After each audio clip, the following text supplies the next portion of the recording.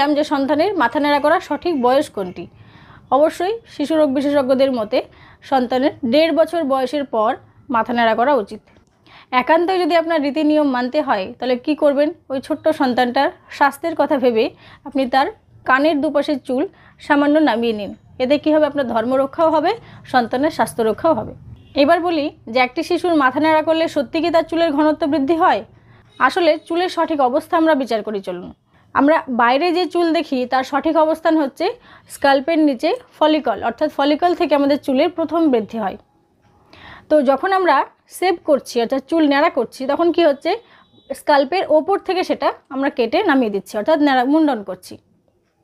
তাহলে কি হলো, ফলিকলের সঙ্গে কিন্তু কোনো যোগাযোগ নেই, অর্থাৎ আমরা স্কাল্পের ওপরটা পরিষ্কার করতে পারছি, তার ভেতরে গিয়ে ফলিকলে কোনো রকম এফেক্ট আমরা ফেলতে পারছি না।